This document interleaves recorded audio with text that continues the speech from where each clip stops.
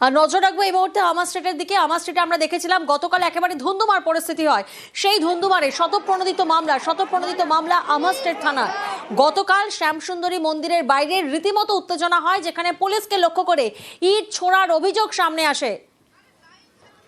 রৌনক প্রতিনিধি আমাদের সঙ্গে রয়েছেন। রৌনক, আমরা দেখেছিলাম গতকাল পরিস্থিতি এমন পর্যায়ে পৌঁছেছিল যে পুলিশকে লাঠিচার্জ পর্যন্ত করতে হয়, এবং আজ শতপ্রণোদিত মামলা আমার স্ট্রিট থানার। দেখো, একেবারে গতকাল যে ঘটনা ঘটে তারপরে পুলিশ বারংবার জমায়েত সরানোর জন্য অনুরোধ করে, কিন্তু তারপরেও উন্মুক্ত জনতা একদল পুলিশের ওপর আক্রমণ করে এবং পুলিশকে কাজে ইতিমধ্যে আমার স্ট্রিট থানা পুলিশের তরফ থেকে শতপ্রণোদিত মামলা রুজু করা হয়েছে এবং তারা পুলিশকে আক্রমণ করেছে তাদেরকে ইতিমধ্যে শনাক্তকরণের কাজ শুরু করেছে আমার স্ট্রিট থানার পুলিশ।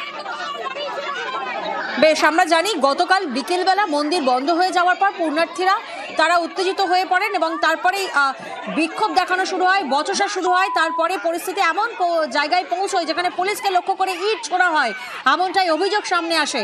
পরে পরিস্থিতি সামাল দিতে পুলিশকে লাঠিচার্জ পর্যন্ত করতে হয় এবং আজ সকালে দীর্ঘ অপেক্ষার পর খোলে মন্দির। গতকাল অমাবস্যায় শ্যামসুন্দরী মন্দিরে পুজো দিতে ভিড় হয়। ঠিক সন্ধ্যে 6টায় মন্দির বন্ধ করে দেওয়ার অভিযোগ সামনে আসে। পুজো দিতে না পেরে বিক্ষোভে উত্তেজনার সৃষ্টি হয়। সামাল দিতে পুলিশের লাঠি, পাল্টা পুলিশকে লক্ষ্য করে ইট ছোড়ার অভিযোগ। আজ সকালে দীর্ঘ অপেক্ষার পর মন্দির খোলে।